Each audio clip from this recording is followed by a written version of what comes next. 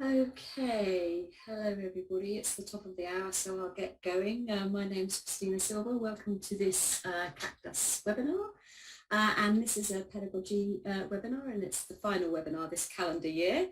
But we do have some others organised for after the new year. So please do join us for that. We've got 2 available to register so far, one on team working and one on the history and development of the use of qualitative software. We've got more in the pipeline, just not got dates for them secured yet, so do keep an eye on our website for more information about those. If you're interested in training, then we've also got various courses going on. Most of them are happening online, but some in person at the University of Surrey in Guildford in the UK, which is where the CAQDAS networking project that myself and Sarah Bullock, who's here with me today, both work for. She's waving at me there. Okay, so that's just a little bit of a reminder. Previous recordings of other webinars that we've held are available on our YouTube channel. Okay, so today I'm very delighted to introduce you all to Amir Michalovich, who's a PhD candidate at the University of British Columbia on the Vancouver campus, which is where he's dialing into us from today, I believe. So we're especially grateful to you, Amir, for getting up so early to be with us here today. Amir's PhD research explores the language, literacy and educational practices and challenges, as well as the intellectual and cultural resources of youth from refugee backgrounds in the Greater Vancouver area. For that, he's drawing on his own experience with filmmaking for learning and is encouraging youth with refugee backgrounds to document and think about their lives using the kinds of media genres that they're familiar with. So, for example, vlogs. As fascinating as that sounds, Amir is actually not going to be talking about that research today, but another study that he's been involved in, and a really important topic in the field of qualitative software, and something that myself and Sarah here at the CAQDAS Networking Project also think about a lot, namely how students engage with digital tools such as CAQDAS packages in their methods trajectories. So he's going to share with us findings from that study and also illustrate how he used ATLAS.ti to undertake thematic analysis of the data that was generated for that study.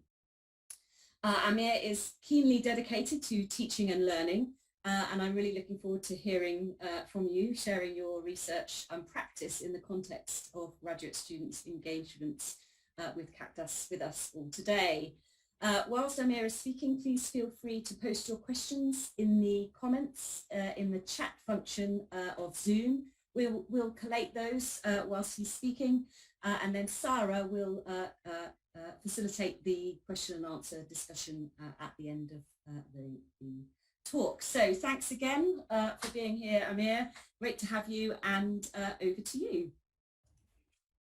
Thanks, Christina and Sarah. I'm very happy to be here. I'll share my screen just quickly here. So I assume you can all see the screen. All right. So hi, everyone. Thanks again to you both, Christina and Sarah. I'm really glad to be here and really appreciate this opportunity to share some of the findings of the study. I'll talk today, as previously mentioned, about graduate students' modes of engagement in computer-assisted qualitative data analysis, what folks here know as CAQDAS. And I'll also share an illustration of some of the ways in which I conducted thematic analysis in ATLAS.ti. So, what is CAQDAS? Well, CAQDAS is an acronym for Computer-Assisted Qualitative Data Analysis. Many of us will be familiar with CAQDAS packages such as NVivo, ATLAS.ti, and MaxQDA, and there are many others out there. These packages enable researchers to do a variety of things that support their qualitative data analysis. We can certainly come back to that later if you're interested. CAQDAS is important because it is becoming increasingly prevalent in the social and health sciences and an expected skill for many graduate students for their future careers. But it is much less structured than the use of quantitative analysis software, which often entails just applying cut and dried statistical tests to structured data. With CAQDAS, there is nothing intuitive, really, or structured It is iterative, it is emergent, and certainly it will not do the analysis for us. The problem really begins with the fact that the current use of CAQDAS packages as reported in publications is still underdeveloped. It's a bit of a black box, just as qualitative data analysis is sometimes considered to be. And also the issue is that many software features are often underutilized, at least in these reports. So not enough is known about the possibilities of employing them for different methodological approaches. At the same time, CAQDAS training is rarely integrated into university curricula, for example, graduate courses. And when it is integrated into university curricula approaches, the training often treat CAQDAS skills and qualitative data analysis skills as disconnected practices. So for example, a course on qualitative data analysis may include a technical 2-hour workshop on a CAQDAS package, but it may not include the use of a CAQDAS package throughout the course as a vehicle for learning and doing qualitative data analysis. But previous studies have argued that the skills of using CAQDAS packages are actually inseparable from methodological considerations, including from qualitative data analysis skills.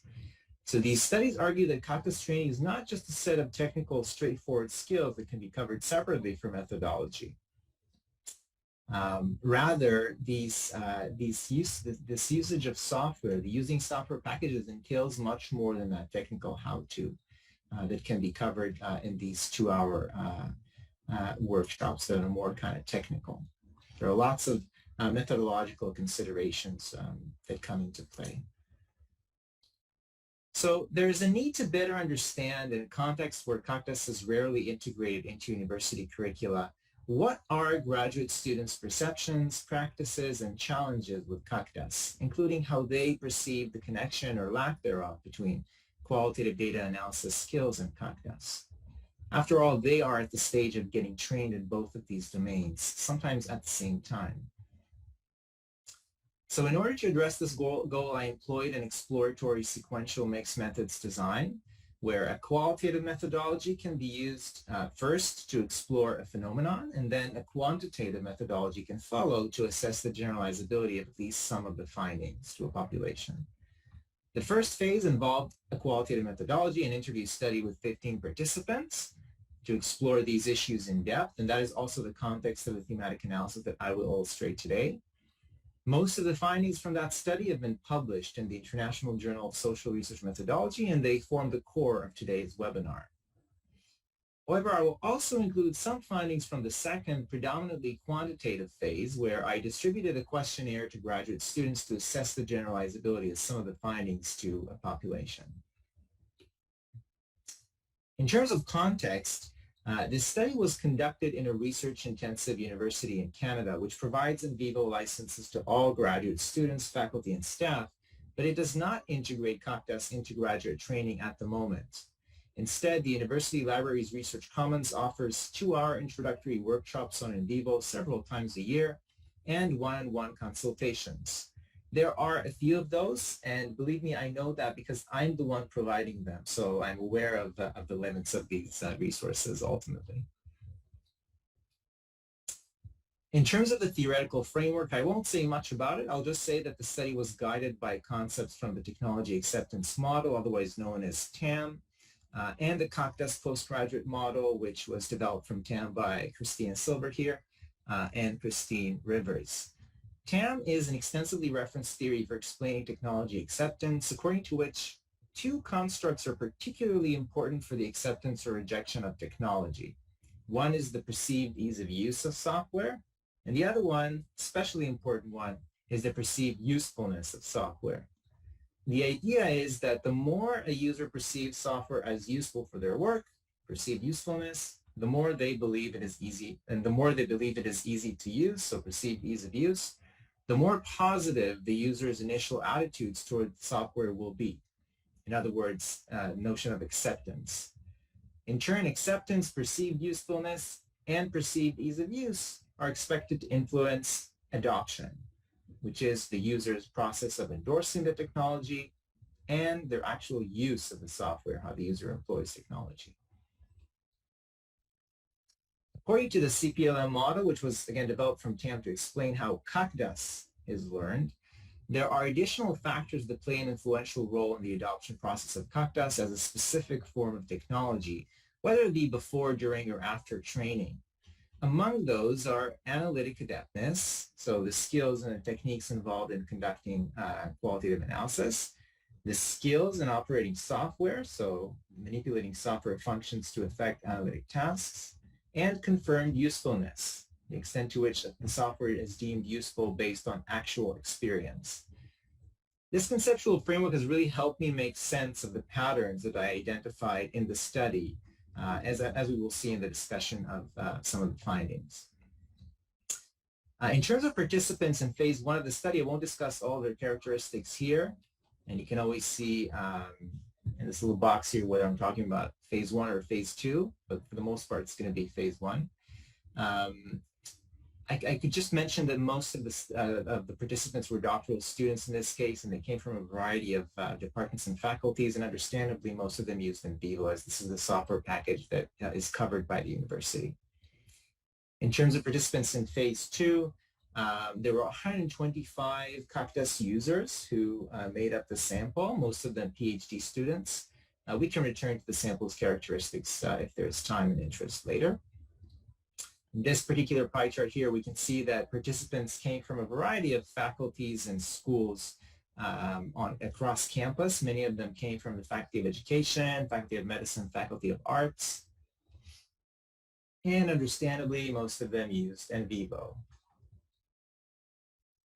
So to move to discuss a little bit of the findings that I generated from the thematic analysis and some ways in which I was able to further substantiate them in phase 2 of the study, there are 3 patterns that I'll focus on here today. The first is high expectations of CAQDAS, shadowed by basic use, the analytic complexities of CAQDAS with limited guidance, and a focused and comprehensive modes of engagement with CAQDAS. These are 3 thematic patterns that I consider very much linked together, and I'll kind of show you what I mean by that as I go. So I'll start with the first pattern here, high expectations of CAQDAS shadowed by basic use. So all interviewees, again, that phase 1 of the study, expressed high expectations of CAQDAS. So CAQDAS had high perceived usefulness. Interviewees saw a lot of advantages for using CAQDAS packages for their qualitative data analysis, but also for their literature reviews and also for reducing their anxiety during analysis. They saw a lot of potential in these software packages. However, most of them, 11 in this case, utilized only basic coding features of CAQDAS packages to just kind of organize and collect basic patterns in the data, which could be understood as partial confirmed usefulness.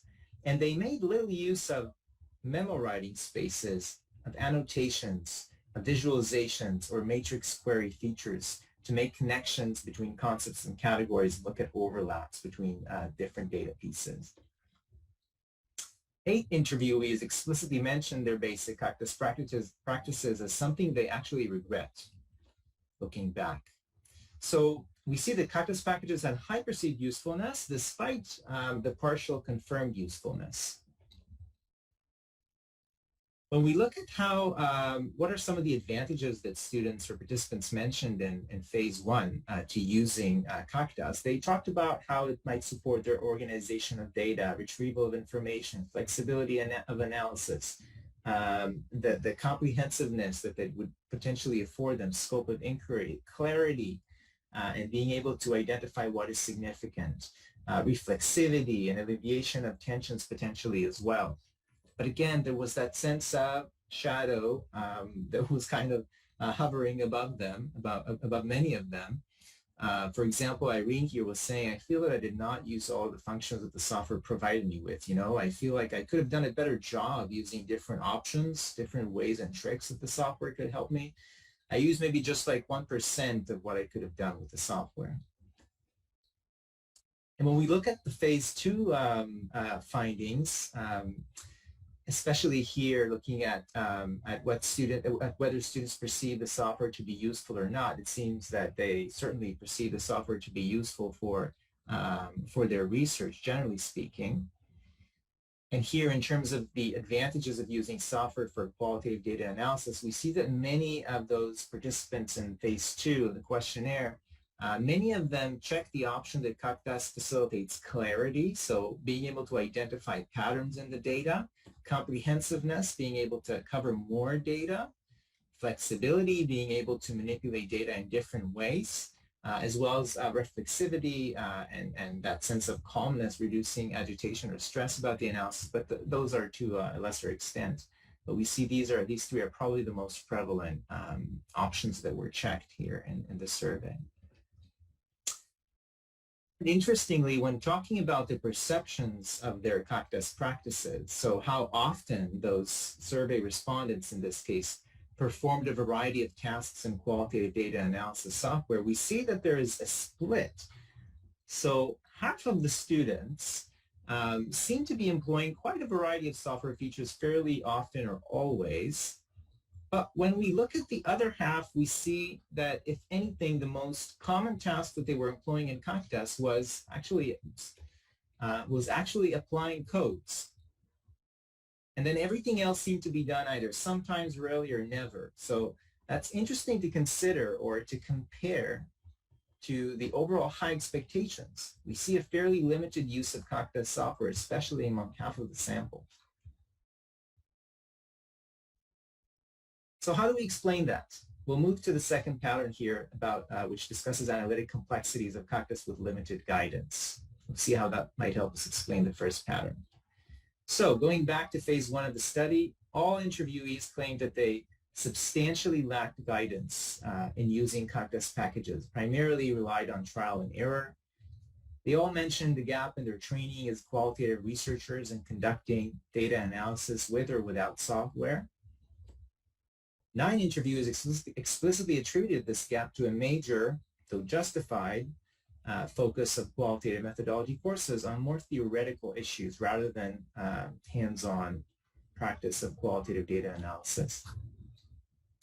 So for them, or for 13 of them, CAQDAS was really strewn with analytic doubts experienced as challenges related to their training. So interviewees highlighted how their challenges with CAQDAS were strongly linked with a lack of training in QDA, or qualitative data analysis. If we think about it more theoretically, their analytic adeptness was not sufficiently addressed in their methodology courses, and their skills in operating software were only partially and too briefly addressed, always outside of university curricula through those 2-hour RC or Research Commons workshops and consultations maybe that they took with folks like me. So not surprisingly, in phase 1 of the study, the interview study, interviewees perceived the software's ease of use as low and made basic use of the software overall. And when we look at phase 2, in terms of learning about using CAQDAS, it's not surprising that a vast majority of students reported that they learned about using CAQDAS through trial and error, through friends and colleagues, or online videos. For the most part, these are the most prevalent ways in which they learned about using CAQDAS packages. And when we look at their challenges, reported challenges with CAQDAS, we see that the major challenge that was checked here was lack of sufficient guidance or training, followed by a steep learning curve of the software, and complicated interface. These are, I would say, the most prevalent options that were checked in the survey. There were other challenges there as well.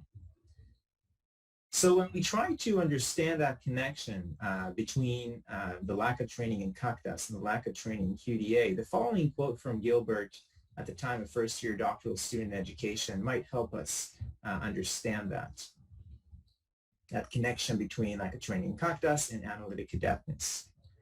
So he was saying, CAQDAS has processes that make it better, and it has processes that make it worse. It can be very daunting, and it can be so messy that you don't get anything out of it.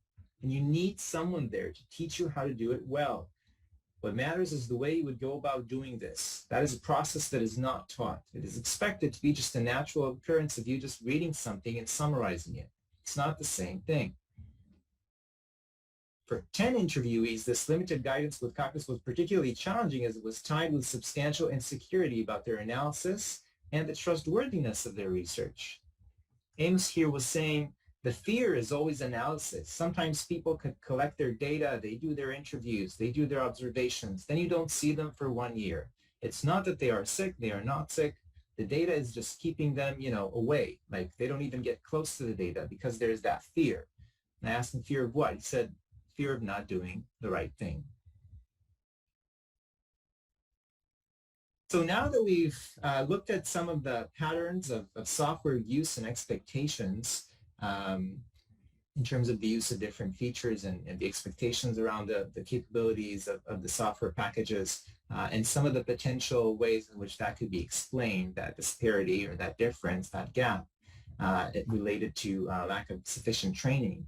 Let's look at how folks actually use the software. And the way I conceptualized it in this study was to think about it as two divergent modes of engagement with CAQDAS, so actual use of CAQDAS packages, either a focused mode of engagement or comprehensive mode of engagement at any given time within a specific project. Both of these that I'll discuss now need to be understood always in the context of the previous two themes, as the context that I just described of insufficient training and those kinds of perceptions of participants, that context will really affect whether the choice of engagement mode is done judiciously. So let's have a look at these two modes of engagement. Let's start with the focused one. So interviewees whose mode of engagement was focused, they significantly relied on and held on to their research questions or a priori code list to kind of focus and delimit their CAQDAS, their computer-assisted qualitative data analysis. For example, they were unpacking research questions into codes, coding data using these codes, and then interpreting the code's content through the theoretical framework. And there's nothing wrong at all with that. I mean, that's a perfectly useful way to work. And indeed, 5 interviewees chose this mode of engagement strategically. However, 5 others chose that as a compromise due to their limited training in qualitative data analysis and CAQDAS. On the other hand, interviewees whose mode of engagement was comprehensive, they treated their research questions as temporary and amenable to change. For them, CAQDAS was an opportunity to uncover a variety of directions from multiple papers in the data, addressing current or yet unknown research questions.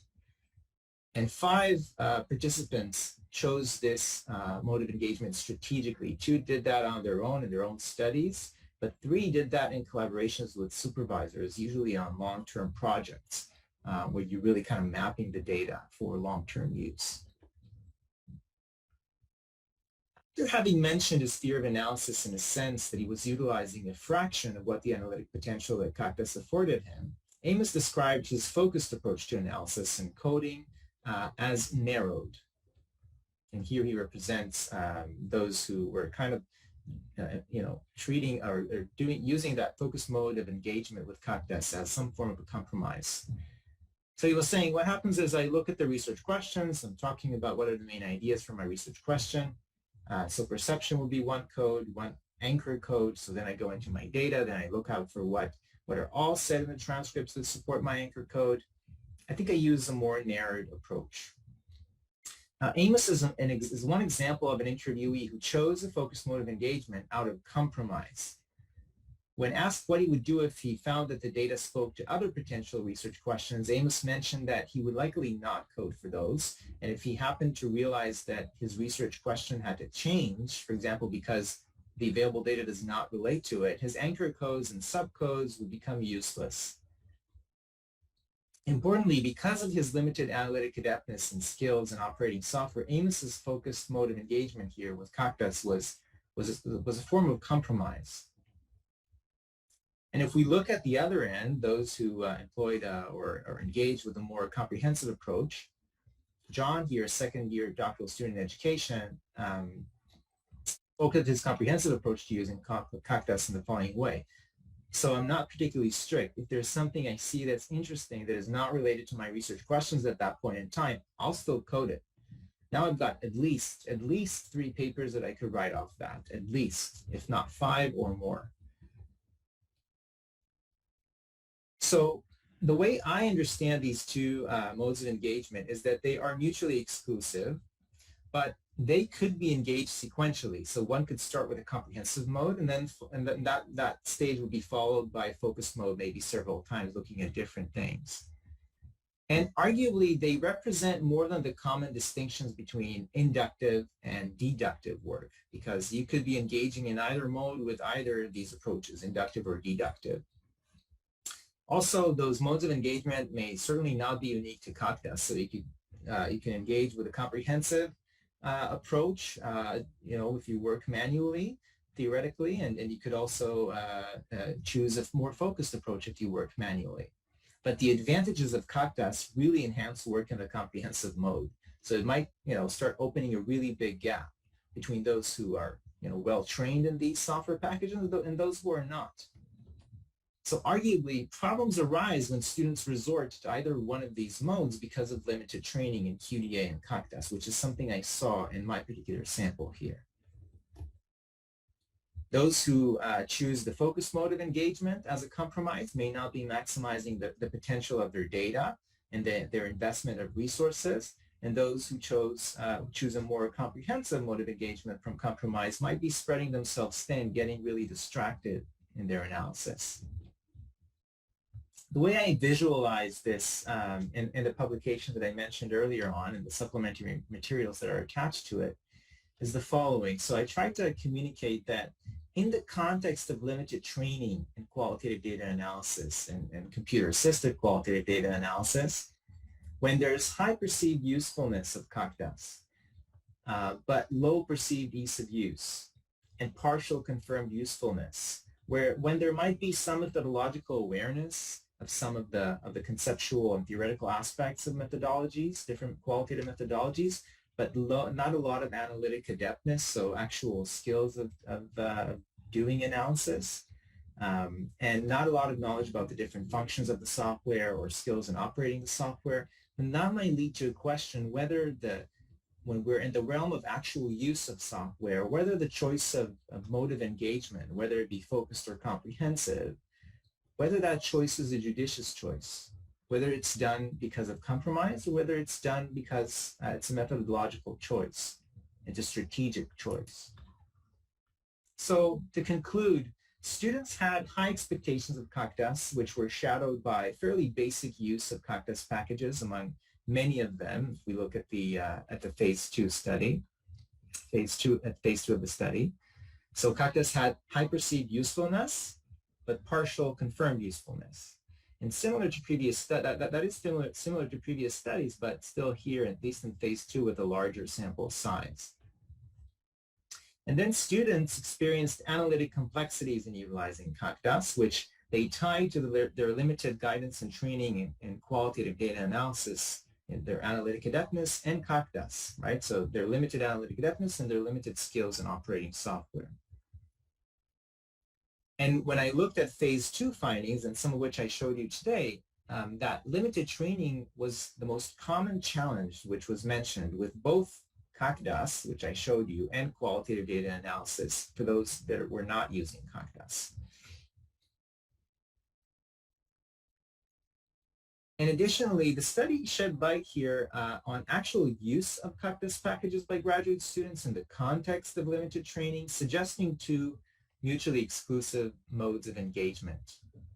So in light of limited available training, students might utilize CAQDAS in a more focused mode, feeling that they are not harnessing software judiciously or that they are not maximizing the potential of their data.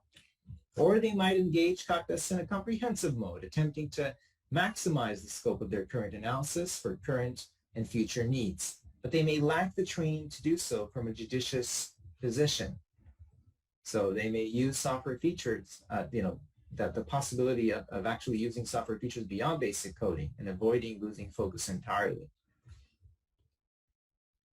But the bottom line here for me really is that choosing a focused or comprehensive mode of engagement should not emanate from compromises due to lack of sufficient training. And with that, I'll kind of share with you those reference slides here. You can explore them later. And move on to the illustration of thematic analysis in ATLAS.ti, and then we'll have time for questions when I'm done with that. Okay, so Before I kind of tell you a little bit about that process of conducting thematic analysis in ATLAS.ti, I do kind of want to position that work and kind of tell you how I approached it. So first, I approached analysis, and when I'm talking here, I'm talking about mostly phase 1 of the study. I approached the analysis with an inductive approach, so working from the bottom up in terms of the analysis of the data, not bringing a set of concepts or theories or frameworks that I would look for very strategically in the data, but rather try to see what could be generated from the data, and then what kinds of patterns were there, and then how I could connect that to theory. So a more inductive approach.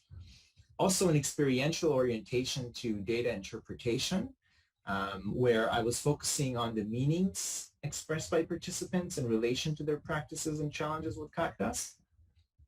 And more fundamentally, a critical realist approach to qualitative research that integrates a realist ontology, so recognizing the existence of a real world that is at least partially independent of our constructions, with a constructivist epistemology. So the belief that our knowledge of this world is ultimately really just our own construction that is created from a very specific vantage point. So also recognizing that there's really no possibility of achieving a purely full objective account that is kind of independent of all particular perspectives. So that's just kind of tell you about how I positioned, how I think about that particular reflexive thematic analysis process here. And in terms of the procedure, I kind of followed Braun and Clark's extensive work on thematic analysis and following their six phases here. Some of, I think the wording here has changed since then for phase 3, but I'll present what I used at the time. So starting with familiarization with the data, generating initial codes, searching for themes or generating themes nowadays, reviewing potential themes, defining and naming things, and producing the report. What I'll show you now, I'll show you how I approached each phase in ATLAS.ti to give you a sense of what it looked like. I do want to invite you to check out this link. I'll share it in the chat during the Q&A. It's a link to the supplementary material attached to the publication from phase 1 of the study, where I've really provided a lot of details about what I did in each one of those phases. So you'll have everything I say on that page. You won't have the images. So, but you can certainly use it later to sort of review the process for your own particular interests if you want to do something similar. So what you're seeing here is the kind of like this, the ATLAS.ti screen, the current one, ATLAS.ti 9, where I'll talk about the first phase, familiarization with the data. The first thing I did, as I think many of us would consider doing when we begin, was transcribe audio recordings of all of the interviews, and then import those audio recordings as well as the transcripts of the interviews into ATLAS.ti. And once you do that, they become what ATLAS.ti calls documents. So they're all stored here. And then what I did was, because I like working in this way, I synced the audio recordings with their transcripts, so I could always kind of see what the transcript was while I was listening to it. And I did that in ATLAS.ti as well. And I also wrote comments. So on each document, on each, in this case, audio recording document that I brought into ATLAS.ti, I put in a comment about the context of the interview, anything that happened during the interview, because otherwise I would forget. So I put that into the document comment. You can provide a comment for each document. And I did that initially for each of the first 5 interviews. Remember, I had 15 in total. And once I brought in those 5 interviews, the transcripts and the audio recordings, I would listen first to the interview, and I would try to identify, as I was going, units of meaning, which in my case, usually we might make selections of pieces of text here, like a paragraph or a few sentences, but I would make selections of audio equivalents of several sentences or a paragraph in text forms. And I would select the beginning, I would mark the beginning position and then the end position to create a quotation, what ATLAS.ti calls a quotation, which is really just to turn a segment of data into an object that you can then manipulate, right? You can work on further and use in your analysis. And I would do that for each and every moment that was somehow seemed to be helping me address my research question or the study's goal more broadly. It wasn't as well, it wasn't kind of very limited in how I approached this. I tried to be fairly open. But what I did once I created that segment of data here as a quotation, I immediately right-clicked on it and provided a gist in language of what I thought was going on in that particular segment. So I had the transcript here, but I also wanted to summarize in my own words, particularly wanted to summarize what the participant was talking about and what the participant's what was the participant's perspective on what they were talking about. And I follow Maxwell's work here in terms of using those kinds of questions as guides in that process of familiarizing myself with the data. And from this stage onwards, I would write all the time. Like while I was doing this, I would have a memo, a research journal memo open, usually on another screen in ATLAS.ti, but I would sort of move it to another screen where I would write extensively about ideas for inferences that were coming up in my mind, repeatedly also asking myself, how might I be wrong in terms of those inferences that I was developing? And then moving to the second phase, so working again with Brown and Clark's six-stage approach. In that phase, the idea was really to generate initial codes. So still, just for the first 5 interviews, I started looking for similarities among quotations, those segments of data that I had previously created. And I started tagging them with codes, attaching codes to them, and collecting them together in codes, right? Those that seem to be sharing some similarity amongst them. And I'll give you this example here of the code metaphors that had 22 quotations in this case. And metaphors, I asked participants in my study to provide a metaphor for how for their experience of using the software. So I would again provide the gist of it here in the summary. But once they were all collected in the code called metaphors, then I could easily move between different pieces of data here and really just double click on each one to listen to it if I wanted to. It's all very interactive. I'll talk about this in a moment, but I'll just say that while I was creating those codes, I also made sure to define them. So I would, in ATLAS.ti, I would just right click on them and then choose to add a comment to each code, where I would really just briefly explain, this code collects any instance in which right? In this case, participants describe the software using a metaphor or the use of the software. And a useful thing to also do is to give an example, as I did here. But this example of metaphor is really an example of an organizational code, what I came to think about eventually as an organizational code.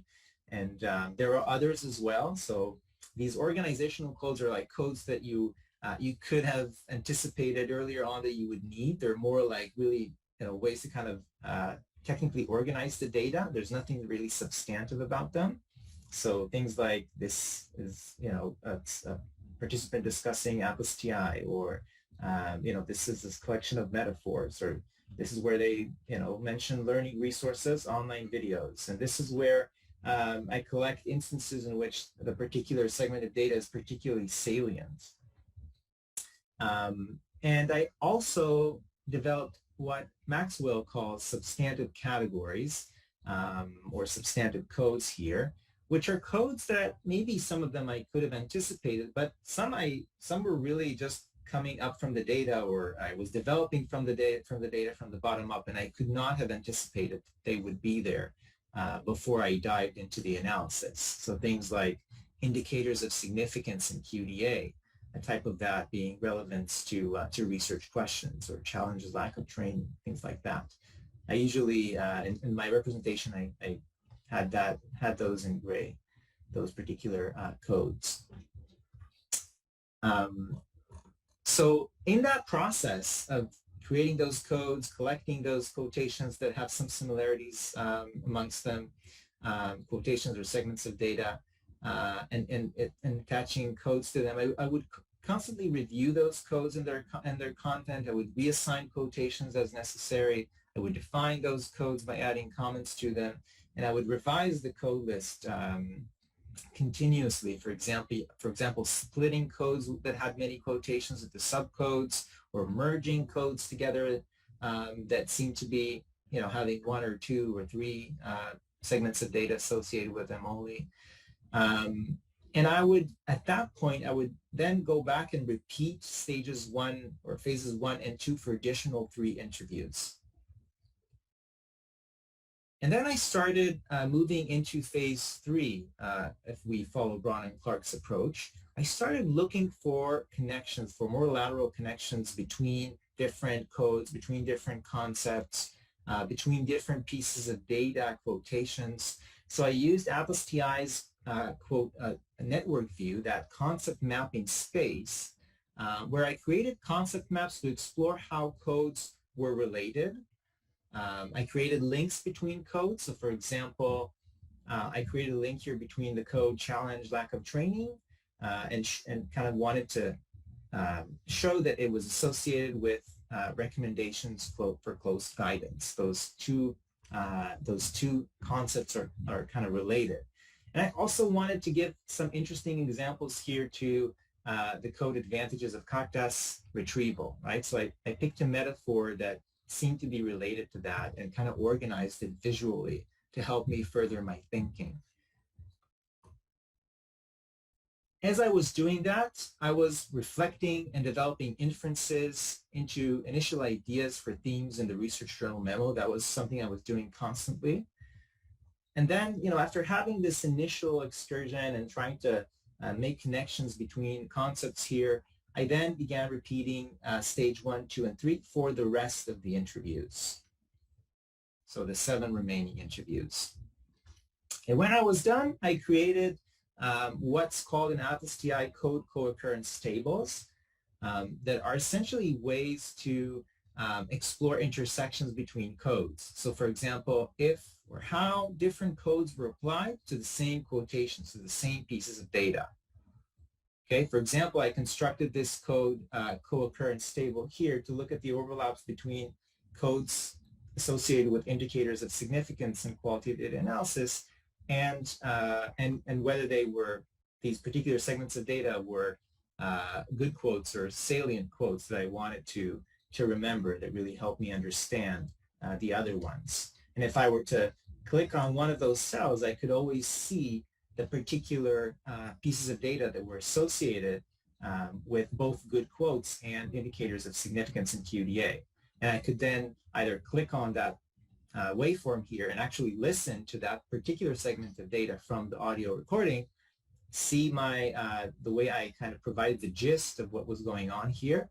But I could also just double click on this and return to something that looks a bit like that to see the piece of data in context, right? So it's all really interactive, and that's so helpful for doing that kind of interrogation and looking for potential themes.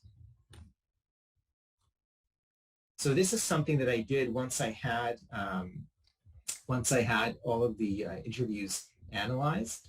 And then another thing I did still in this phase of searching or generating themes was creating code document tables. So these tables in ATLAS.ti that explore the prevalence of codes, for example, across participants in my case. So each participant had a document of their own. So I was able to create this code document table where all participants were listed here. And for example, this one code appeared in the column, and I could see how each participant discussed whether first they discussed this particular code retrieval as an advantage of CAQDAS and how they discussed it. So if I were to click on any one of these cells, I could see those 4 pieces of data where Irene discussed this particular advantage, right? So as I was doing that, I, again, reflected and developed inferences into initial ideas for themes in the research journal memo. Now here's something that I didn't do at the time because I wasn't using I don't think that feature was available at the time. That's a feature that's only available since ATLAS.ti 9 came out. which is called the Sankey Diagram, but I wanted to show you that because I think I would certainly use it today. So it's something you can produce from whatever table you're creating, in this case, a code document table. So I put in a bunch of codes here, and then put in a bunch of documents here, which in my case were different participants, and I could visualize, how those codes were kind of distributed among those different participants. And using colors beyond those the gray color I showed you earlier on that I use for substantive codes, when you use colors, you can really, you can really see those patterns visually in useful ways. So just wanted to show you that. Moving to the fourth phase out of 6, once I wanted to start clustering ideas together, I opened the network view and started clustering codes around potential themes.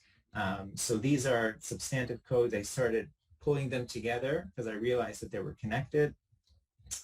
And I, sort of organized them as related to a code group here. But for me, it was more than just a technical code group in ATLAS.ti. It was really an indication of a thematic pattern that I was developing.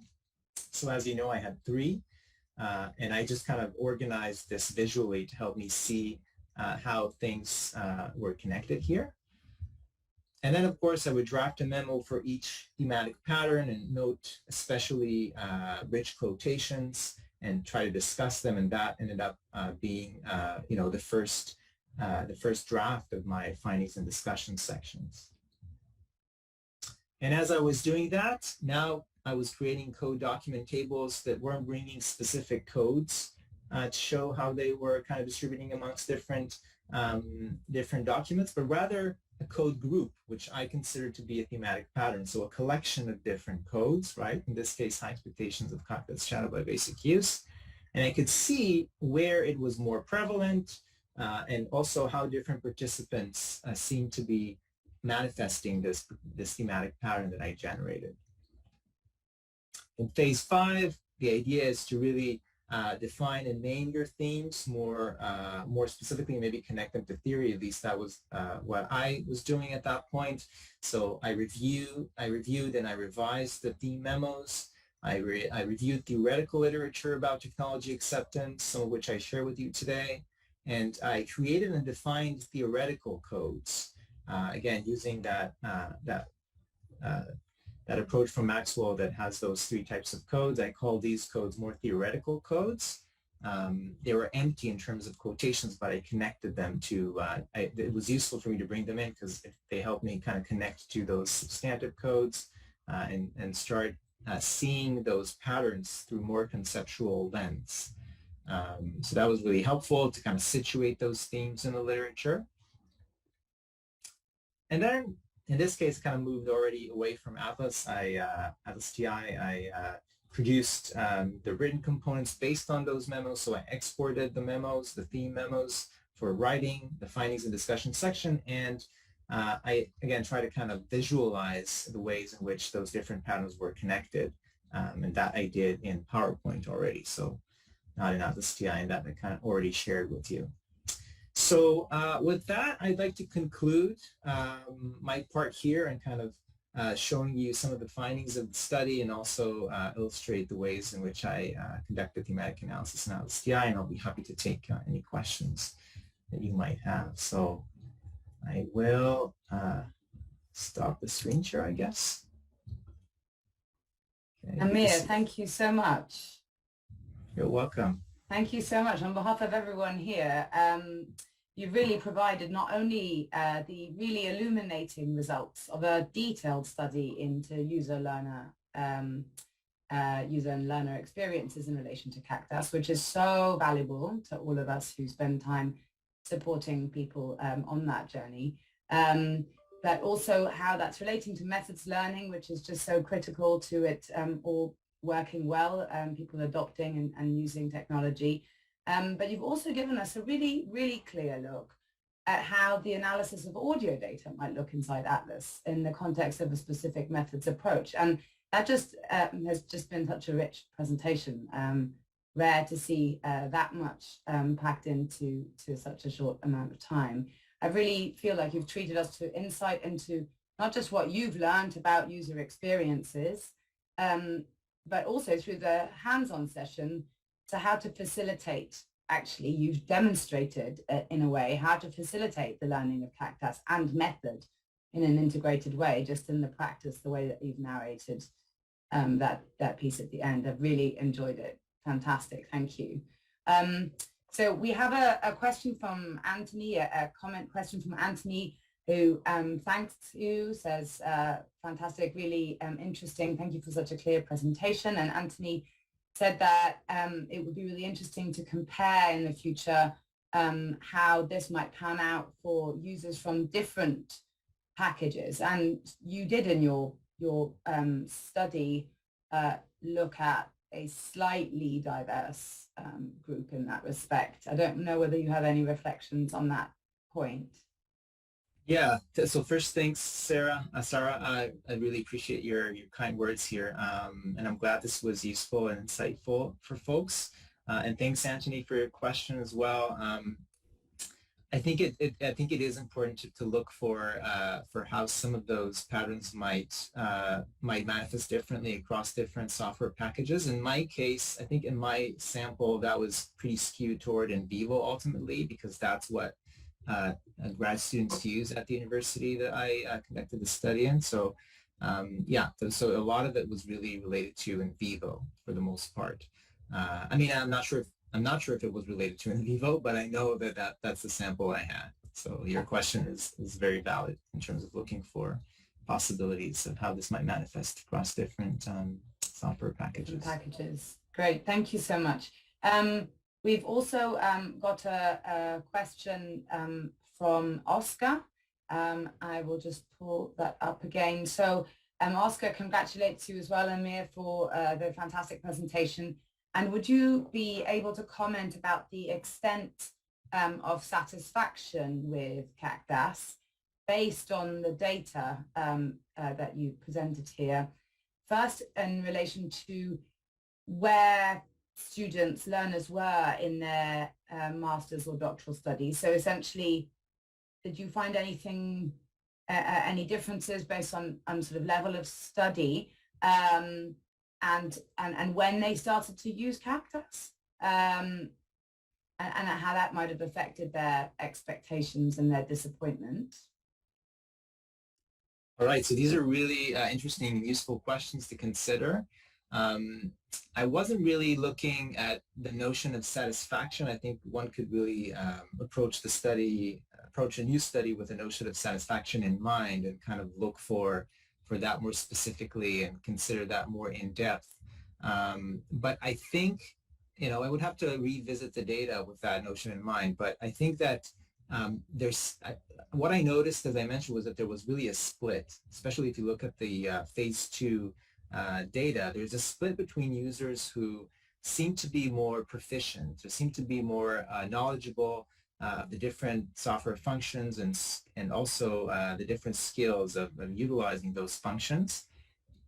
And those who are really more, who have that partial confirmed usefulness, right? They have a lot of really high expectations. They know they think it's going to be very useful for them, but they've not really been properly trained, and I would assume that they were probably not feeling very satisfied with their work. And I did see some indications for that in the interviews where people were feeling regret about their quality of data analysis with software, but linked, I think, a lot to the fact that they didn't receive sufficient training.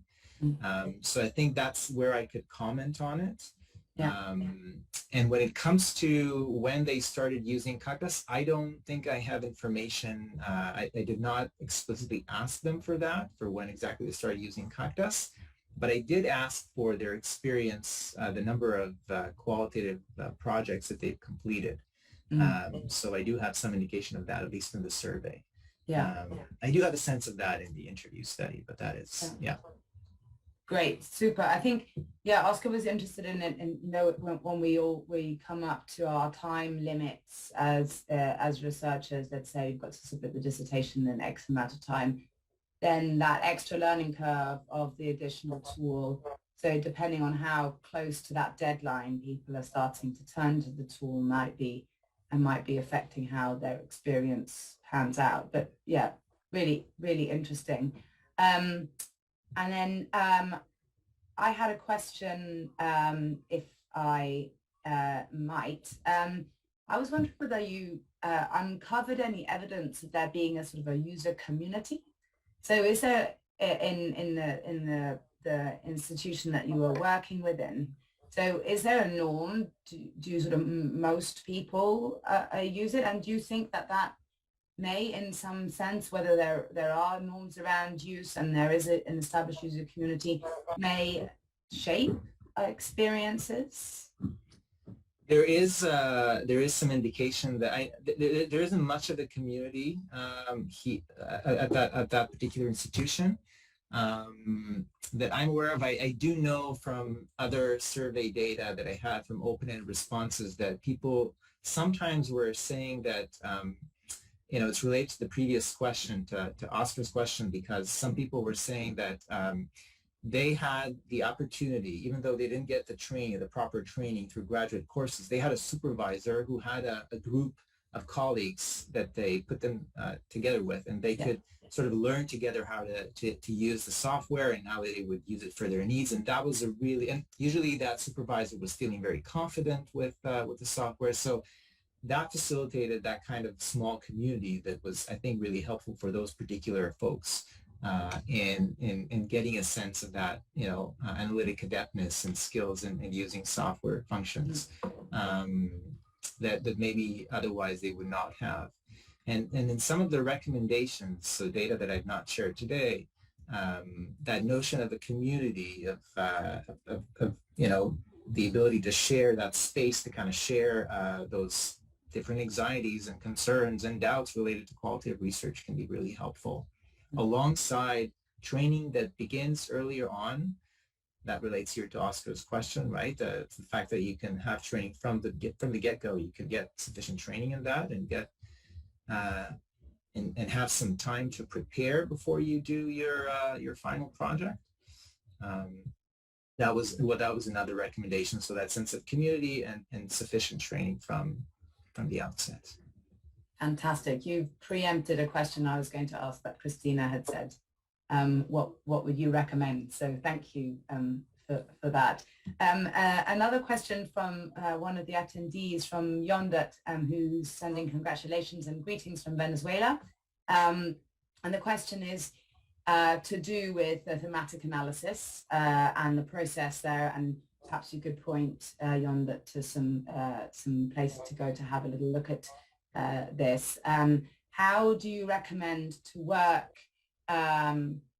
with your codes to generate the categories? So the kind of new entities or higher level code groups. So any reflections on when you were doing that? I would probably say that there isn't a prescription that we could follow as to, you know, how many codes would be appropriate for a thematic pattern, if that kind of addresses your question. But I'm happy to share, I'll have to look for it in a sec, but I'm happy to share a link to a series of YouTube videos that I've produced recently that really try to discuss the notion of coding in a more in more conceptual terms, to gather kind of gathering a lot of resources that I've used in the past few years, and also to try to integrate that into, in that case, was in vivo. So what to actually how that looks when you implement that in terms of creating code categories and then organizing them, and then maybe at some point moving on to a more conceptual level.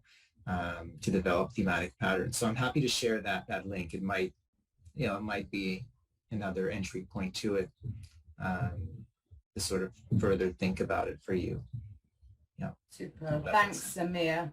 Thank you. Well, we have a question here from Anne Dupree, who is a hyper research developer working with hyper research. So Anne is saying that the presentation that you have given, Amir, really confirms that what they at ResearchWare have been seeing among their hyper research users. So many of the grad students that they have spoken to say that they get little or no help from their advisor with regards to the digital tools side, the CAQDAS side.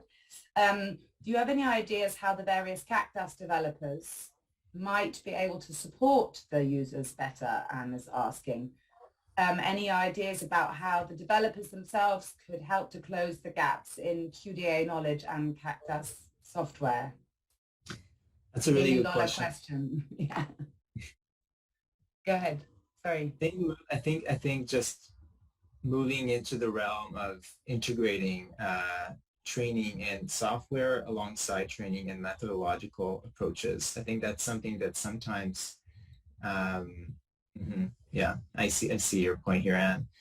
I agree. I've seen that too. I've seen folks who feel comfortable with CAQDAS packages, but just have not had the opportunity to really extensively work with it across different methodological approaches. So I think it really comes from that sense of being insecure and leading a group of grad students in a course through that. So I think that's why it's happening.